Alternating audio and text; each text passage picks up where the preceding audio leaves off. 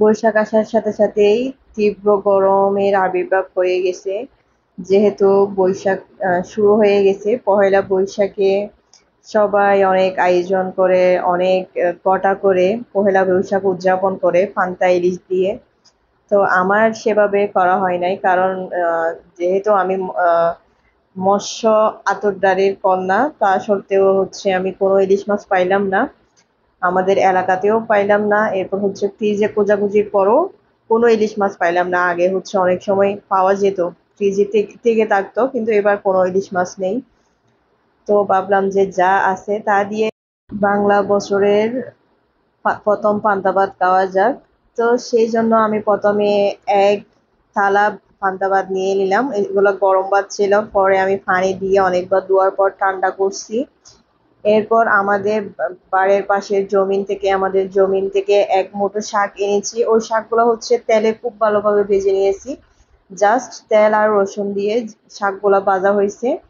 এরপর আমাদের ক্ষেতের একটা মরিচ নিছি, শুকনো মরিচ। ওই শুকনো মরিচটাকে আমি ভেজে নিয়েছি হালকা আছে, যদিও এই মরিচটা আমি পুরোটা অর্ধেক ভাতে মাখিয়ে নিয়েছিলাম, তাও হচ্ছে এই মরিচটার কোনো জালই ছিল না, উল্টা মিষ্টি মিষ্টি লাগতেছিল। এগুলো হচ্ছে কম জাল যে মরিচগুলো, ওগুলারই জাত।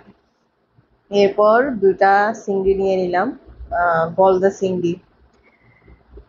তো এটার টেস্ট কি বলবো, আপনারা নিজেরাই অনুভব করেন, নিজেরাই দেখে বুঝেন যে এটা কিরকম তৃপ্তি সহকারে খাচ্ছি। এই যে আমি এডিট করতেছি, ভয়েস ওভার দিচ্ছি, এখন আমার মনে হচ্ছে যেন আমি আবারও খাই, সেম এটা যেন আবারও খাইতে পারি, এরকম মনে হচ্ছে আমার।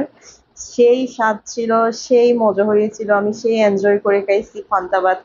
আসলে আমাদের যে ঐতিহ্য, বাঙালির যে ঐতিহ্য, এগুলো কখনো ভোলা যাবে না। এগুলো আমরা যতই আধুনিক হই, যতই ওয়েস্টার্ন ট্রেন্ড ফলো করি, তা সত্ত্বেও আমাদের এগুলো হচ্ছে কখনো ভোলা যাবে না। এগুলো কখনো আমরা ইগনোর করতে পারবো না, যতই ইগনোর করি না কেন, আমাদের মনের মাঝে এগুলার যে তৃপ্তিটা, ওগুলা থেকে যাবে। এগুলা আর কোথাও কোনোভাবে কখনো পাবো না, ওরকমই মনে হচ্ছিল আমার। সেই স্বাদ হয়েছে।